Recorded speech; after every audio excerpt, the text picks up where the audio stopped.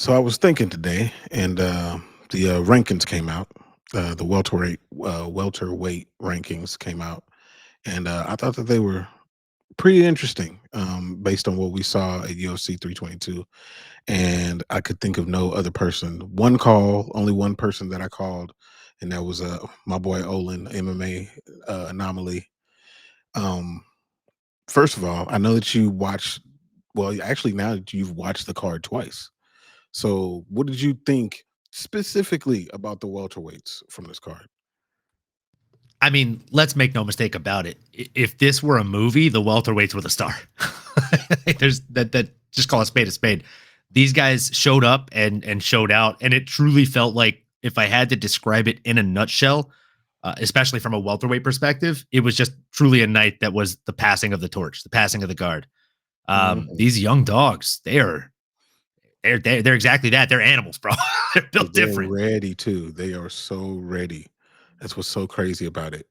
I mean, you had, the old guard that were in attendance outside of Bilal, but I mean, I guess you can say he's still in the mix, but I mean, we'll talk about it. But Kamaru's sitting right there, um, watching I've people got get to knocked ask out. you before we move any further, just because you said his name, I got to bring it up. I'd be remiss if I didn't. Yeah. What happens if Bilal Muhammad wrestles JDM? Um, I Brother, think I think we have another timeline. That's a whole nother timeline. that's a whole nother timeline, It is dude. another timeline, dude. It's insane. Yeah. I was like, round 3 started, and I'm like, he could have did it. He could have Real. did it, Dude, bro. when you said that in the chat, like, yeah, in our group chat, I was like, my mind immediately went to the TVA and was like, oh yeah, here's where Bilal wrestles. This is a whole nother timeline. Miss And Minutes had him clip JDM that never one. gets the belt, and Islam actually fights Ilia Topuria. Like, dude, like it's a whole Oh nother my timeline. gosh. Yeah, it's nuts, but um, yeah, it changes a lot. It really I love that does. you said that's another timeline. In one of my other MMA group chats, we stopped doing it like a year ago or two. But there was probably like a solid 3 years where at the end of the year, December, where there's like that 2-3 week gap of no fight cards, we'd Hmm. be itching to talk about some MMA stuff. So we'd be like, Dankest timeline for this year. Go. Like any fight changes. I think the best one was like Ben Askren destroys Jorge Masvidal. That's a timeline. That is very That's interesting certainly a timeline. timeline, bro. That's a timeline because that changes a lot too. That's 2 title shots gone. Yeah, That's a whole that's trajectory gone, bro. dude. That's an EA Matter of fact, Sports UFC cover gone. I have in the chamber something that me and my wife were kind of working on was a Okay. series called What If, and one of the what if circumstances is what if what if that 13-second of Conor McGregor knocking out Jose Aldo didn't happen? What happens then? Yeah, it's an interesting concept. I But love that concept. yeah, yeah. It's in the chamber. I'm gonna do it at some point. Um, so have you seen the rankings, the updated rankings? I've got it pulled up right now. So while you have that pulled up, I have it pulled up here too. So Beautiful. um very interesting way that they did the rankings. So we can kind of dive into it here, but obviously Islam at the top as champion. Jack only slid down to number 1, which I mean, I guess that makes sense. It makes sense. It makes sense. Before you even move any further, like guys, if you're watching this video, if you haven't already smashed that like button, come on, give it up. Look at this graphic work. Oh Are you yeah, fucking kidding me right now? And he put this together the day the rankings came out. What a stud. yeah, appreciate it. Yeah, I had to throw that together. Um, so Bilal Muhammad is at 2, Michael Morales at 3, Shavkat at 4, Protas at 5. So on this first half of the rankings, do you have an issue with any of the way that those people are ranked? Honestly, I don't. I mean, they were moved up almost exactly perpendicular to what they did, right? Like Carlos Prates beat number 4. He's moved to number 5 because you can't put him ahead of Shavkat Rakhmonov. Michael Morales beat number 4. You put him above Shavkat Rakhmonov because, I mean, there has to be movement, right? He can't sit at number 3 or number 2 for that long with this much inactivity. and he beat number 4, and he did it impressively. So yeah, I mean, both guys moved up 5 slots. I have no argument. If anything, if I were to make any movement, I'd probably put Prates at 4 and Shavkat at 5. Interesting. I don't have an issue with Shav. I don't know. I guess it's like, how much do you penalize Shavkat for the injury? Should he be at 3? He's undefeated. They have the exact same record. But on the flip side, Michael Morales has been busy. He's been busy. He's been working. And Shavkat's been out, missed a title shot, which is another timeline. So, like, do you penalize him like that, or like, how does that work? I mean, he's had 1 fight in 2 years.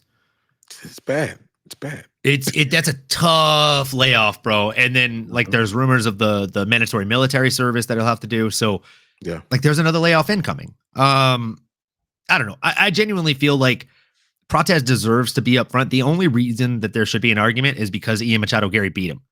Right. And that's what I was getting to next. That's definitely another kind of asterisk on the rankings, right? If I beat you, I should be above you, especially if it's in the last 12 calendar months, right? Yeah. But did he beat him on the judges' scorecards? Yes, unanimously. There was no mistake about it. They got it right. Did he crawl on all 4s away from his opponent like a dog at the end of the fight because he was getting lit the fuck up? Mhm. Yes. Did Carlos Prates want to make a point to prove to the fans that he could go 25 minutes, even smoking cigarettes and drinking whiskey? Yes, all of those things can be true, right? But the fact of the matter stands, Ian beat him. It doesn't matter how we feel about it or how the fight ended aesthetically. He should be above Carlos for that reason alone. Yeah. But again, that would put Shavkat at 6, and that would look real funky. Yeah, that would be bizarre. For Shavkat to drop that far based on nothing that he did inside the octagon. But it is inactivity. Inactivity matters too.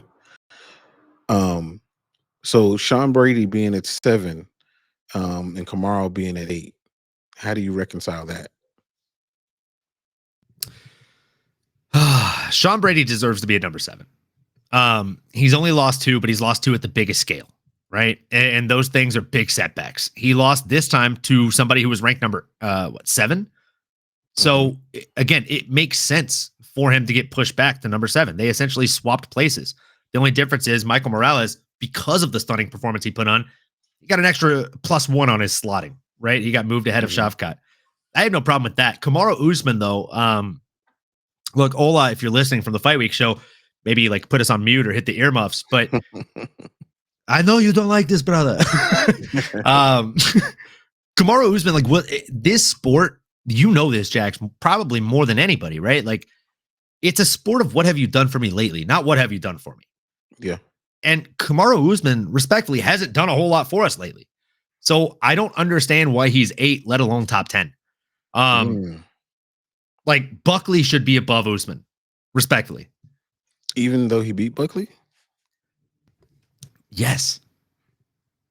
Interesting. I genuinely feel that way. Again, activity is everything. And like, if you look at their resumes for the last 3 years, give me Buckley all day in a fight. Yeah. Yeah. No, that makes sense. So for me, it's hard pressed that Kamaru Usman is still a contender in the welterweight division. He's got to fight. And the fact that Islam even mentioned his name is kind of bonkers to me. It is. It is. That's coming from an Islam fan, bro. Like, I'm going to call it like I see it. That's true.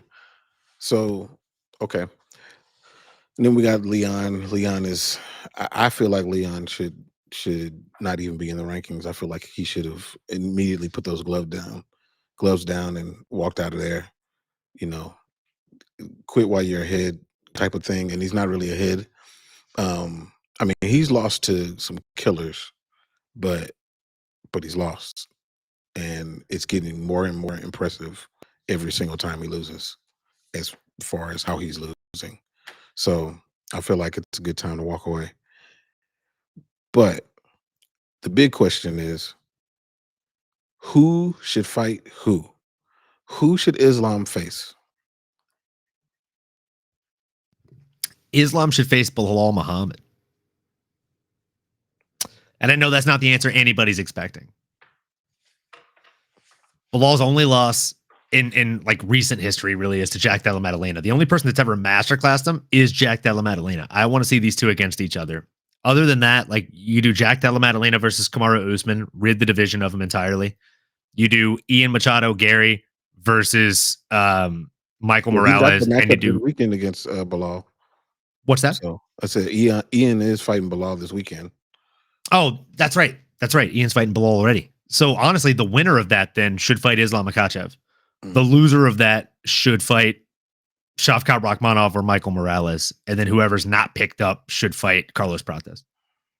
I mean, the fight we all want to see is Michael Morales versus Carlos Prates, but I'll be honest, from a marketing standpoint, Jax, it doesn't make sense to do that today, tomorrow, or even this year or next.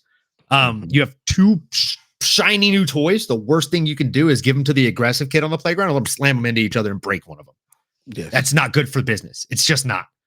And let it like they're from different fucking countries, dog. Like they are both money machines and they're printing different currency, if that makes sense. Dana loves that shit. Yeah. Dana's trying to decide where he wants to put the next PI. Probably going to be in Brazil. Right? If Carlos becomes champ, that is a fact. But I mean, again, like you don't want to battle these two against each other until one or the other is the champion. Yeah. It just is a moot point to do that. Yeah. And we said that on Crosswalk when we were talking. A lot of people in the chat were saying that Michael Morales should fight Carlos Prates, and I'm like, I agree that I want to see it. Don't get me wrong, I want to see it, but I want to see it at the highest level for all the marbles, not just a few of them, all of them. And I feel like it's a possibility. It can actually happen. So you kind of preserve them a little bit as much as you can without it being ridiculous to have them fight at the highest point. We don't have a BMF belt in this division, so you can't do a Dustin Poirier Max Holloway situation. So you gotta have it be for the belt. So don't have them fight each other at this point. And I think best case scenario, if I'm Dana and the brass, right? Best case scenario is Michael Morales or Shavkat Rakhmonov becoming the undisputed champion of the welterweight division while still being undefeated. Right. Yeah. And then if both are still undefeated, that's the very first title defense. Like by then it'll be 20-0 or 21-0 Shavkat Rakhmonov versus 20-21-0 Michael Morales. You put those two against each other, someone's has to go. Like the promo writes itself. And then right after that, you're like, okay, Carlos Prates, a guy with 75 plus Muay Thai fights and 30 plus professional MMA fights. Sure, he has 7 losses, but as you know, there's winning and there's learning, and he's had a lot of time to learn. He steps up to take that man's that's fucking cinema, bro. Yeah, that's true. That's true. So if Bilal beats Ian Garry, you would pencil him in for the next title shot? I definitely would. Interesting. So when to me, it doesn't matter if he does it in emphatic fashion or if it's a grindy 25 minutes. That's probably how it's going to have to be. He's going to fight Ian smart. He's not going to go. He's saying he's going to outstrike him. That's total BS. There's no way he's coming in there with that same game plan again. No way. He can't. There's no chance. I do think that I would actually, and Cross actually talked me into this. I like the idea of Michael Morales fighting for the belt. Next, I do kind of like that. I kind of like. I'm not mad at it. I mean, he's number 3. Islam's going to want to stay active. I mean, it's funny because with Islam, we're always like, is he going to retire? Or is he going to keep going? And it's two opposite sides of the spectrum. Because unlike Khabib, he likes to be very active. I feel like he wants to fight 2-3 times a year, if able, if possible. I think they slate him in there January, February, to be completely honest. I don't think it's a super long layoff for him. And if not, we could very well get Michael Morales versus Islam Makhachev at the White House card. Yeah, I could definitely see it. And Michael Morales is a big guy, man. That's a big guy. The way he hunched over while he was fighting Sean Brady showed his size so fucking much. Yeah. Good Lord. Yeah. He's a big old boy. I think that's probably the one that I would want to see. But it is at the risk of canceling Michael Morales out. But Islam has to fight somebody. And I don't know if he will fight Bilal or if Bilal will fight him. Rather, Islam will fight Bilal. I don't know if Bilal will fight him. That would be my concern about that one. But and I really don't want to see Ian Garry in the title picture, but he's done what he's done. And you can't really deny it. I just think Islam is a nightmare matchup for him. Yeah. He truly is. I think he does bad things to Ian Garry, man. I think it looked very similar to what JDM did. Like, he's got great scrambles. He actually has really, really surprisingly good BJJ, but his true grappling, his wrestling is not there. And you can't learn that in 6 to 12 months. You just can't. Yeah, not on that level. You can learn Muay Thai. Like, you can learn the striking aspects for sure, but you just simply can't, bro. Like, grappling it's a different beast. That's true. That's very true. Cool. That's why I like Morales. Morales he's strong enough. Like, Ian Garry doesn't have that kind of like peak physical dominant physique, right? Mm-hmm. Morales is a big, strong guy. He could probably fight 185 and go on a title run if he truly wanted to. But right now he's making 170. He's making the cut easily. He hasn't missed weight. Keep doing it, bro. And he's so young. He's so young. But I heard that they said that his parents were judo black belts. Both of them. Yeah. I'm like, dude, that dude has a crazy background. Crazy. Yeah. Talk about being built for this.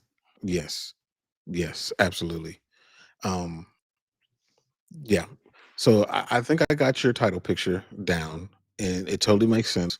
Hopefully Ian Garry doesn't throw a wrench in this whole situation. I really don't want to see him there, but it is what it is. But I guess the last question that I have for you is, do you see a world where Islam fights Ilia Topuria? I do. I know a lot of people are saying he never makes the cut to 155 again. I think it's all a ploy. I think it's all a play. I've said it before. I'll say it again. If he would have fought Ilia Topuria at lightweight when Ilia wanted to, he would have creamed Ilia. He would have made it like not even a contest. He would have made it a slaughterhouse, I think, Islam. But people would have said the same thing they said when he beat Volk twice. He just beat a featherweight that came up. That's it. He's not a real lightweight. He's a paper champ, blah, blah, blah, blah. If he waits 2 years and lets Ilia get the belt, defend the belt, possibly defend the belt again, and then goes down to lightweight and then gets that belt back, it's not the Mount Rushmore conversation. He is the GOAT of MMA. Like, he's done it. And I truly think that as long as he can make the weight cut to 155, he destroys Ilia at any weight class. So I do. I think he goes back there, and I think that's how he ends his career. I think he goes down there, beats Ilia, and then retires on top. Yeah, 2 weight classes. There's not much to say. There's not much to do after that, really.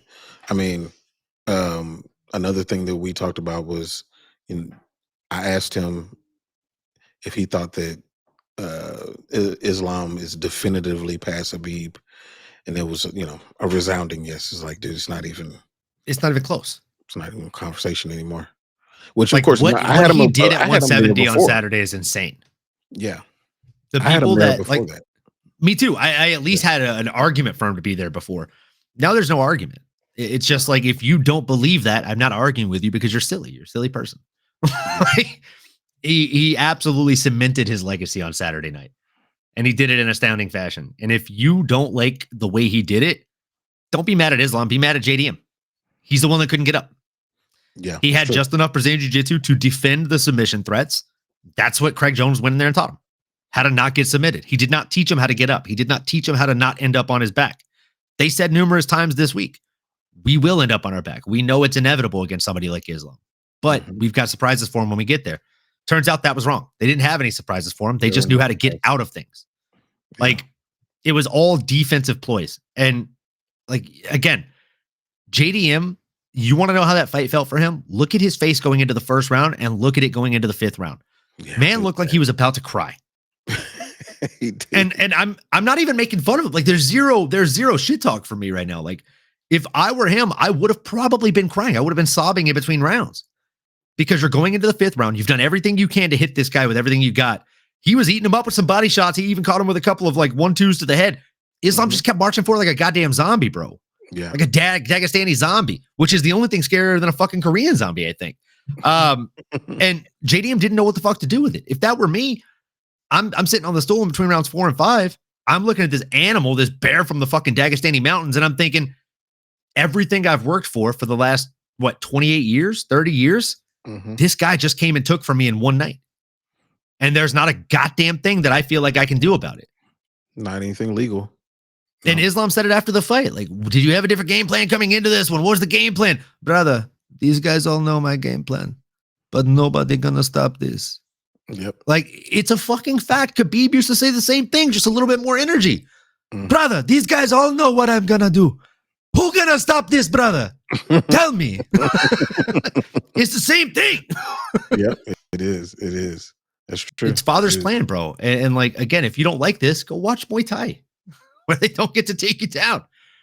It was a dominant performance. The only difference between this and the co-main event is the fact that Zhang Weili was working her ass off to try and get up. But when she was up, she didn't have an answer there either. At least JDM, when he was able to get to his feet, he had an answer to an extent. Yeah. But you're talking about the guy the wrestler that went out there and outboxed Dustin Poirier, the best boxer in lightweight. Like, I was there live and I couldn't believe what I was seeing, bro. So this fight was not surprising for me in any way, shape, or form. I thought he was going to go out there and dominate, and he did exactly that. I have a question for you before we wrap. So you asked me for fight matchups for the winners, right? I'm curious what you think should happen next for Sean Brady and Kamaru Usman, and if you think maybe a Gabriel Bonfim fits into that picture. Ooh, so for Sean Brady, Gabriel Bonfim is actually the person that I was thinking about. He's right outside of this. That's perfect for him. Coming off of that knockout against Randy Brown, I think that would be perfect. For JDM,